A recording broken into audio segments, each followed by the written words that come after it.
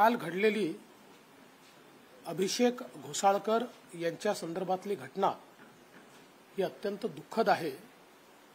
एका तरुण नेत्याचं अशा पद्धतीनं त्या ठिकाणी निधन व्हावं हे अतिशय गंभीर आहे।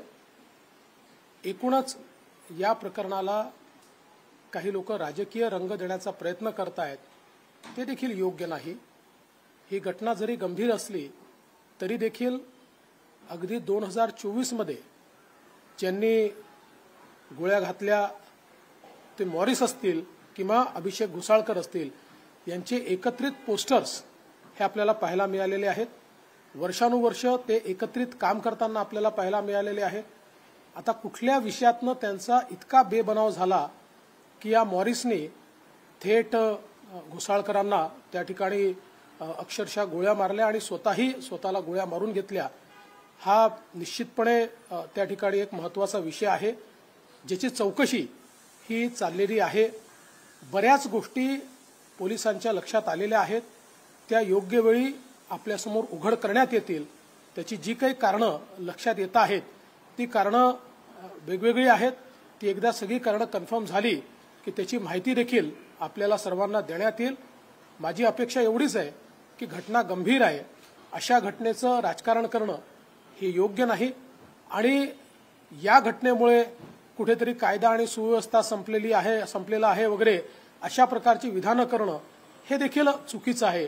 कारण वैयक्तिक वैमनस्यातनं घडलेली ही घटना आहे।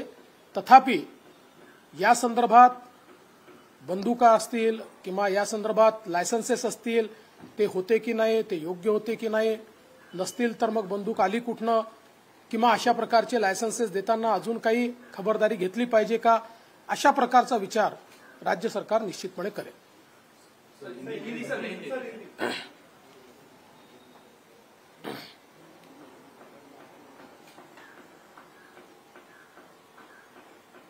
कल यूबीटी के नेता अभिषेक घोसाळकर इनकी जो हत्या हुई और हत्या के बाद जिन्होंने हत्या की वो मॉरिस, इन्होंने भी अपने आप को गोली मार ली। ये पूरी घटना बहुत गंभीर है। इस प्रकार से एक युवा नेता की मृत्यु होना ये दुखद है, किंतु इसको कानून व्यवस्था के साथ जोड़कर और उस पर राजनीति करना ये भी बहुत दुखद है। क्योंकि 2024 में भी मॉरिस और घोसाळकर जी इनके साथ में हमको बैनर्स देखने को मिले, साथ में नए साल का स्वागत उन्होंने मिलकर किया। कई वर्षों से वो साथ में काम करते थे, किन्हीं कारणों से उनमें दुश्मनी तैयार हुई थी। अभी उनमें से कई कारण सामने आ रहे हैं जिसकी तफ्तीश चल रही है।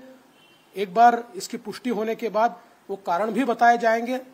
तो कुल मिलाकर अगर हम देखें तो ये जो घटना है, ये घटना एक प्रकार से जो आपसी बैर है उसके कारण हुई है। ये लोग साथ में ही काम करने वाले लोग थे, लेकिन इस घटना को देखते हुए राज्य सरकार ने जो गन लाइसेंसेस इशू हुए हैं उसके बारे में, या फिर अगर बिगर लाइसेंस की कोई गन अगर मिलती है तो कहां से आई है, ये सारी चीजों की तफ्तीश करने के आदेश दे दिए हैं।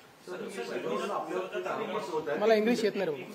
थेट आरोप असे होत आहेत की राज्याचे गृहमंत्री हे त्याला सक्षम नाही आहेत, त्यांनी राजीनामा द्यावा, मुख्यमंत्र्यांची थेट गुंडांशी संबंध हे उघड होत आहेत। एक घटना नाही तर अनेक घटना, याला राजकीय आरोप केले जात आहेत, याला काय होतं? बघा, हे पूर्णपणे राजकीय आरोप आहे आणि आता तर आमच्या विरोधी पक्षाची स्थिती अशी आहे, ही तर घटना गंभीरच आहे, पण अगदी एखाद्या गाडीखाली एखादा श्वान आला तरी ते गृहमंत्र्याची या ठिकाणी त्याचा राजीनामा मागतील। त्यामुळे या गंभीर घटनेकरता त्यांनी मागितला तर मला त्यात काही आश्चर्य वाटत नाही। मला असं वाटतं की या सगळ्या घटनेचं राजकारण ते करू इच्छित आहेत। त्यांना देखील हे माहिती आहे की ही जी काही या ठिकाणी हत्या झाली आहे ही वैयक्तिक वैमनस्यातनं झालेली हत्या आहे। पण मला असं वाटतं की ठीक आहे, विरोधी पक्षाचं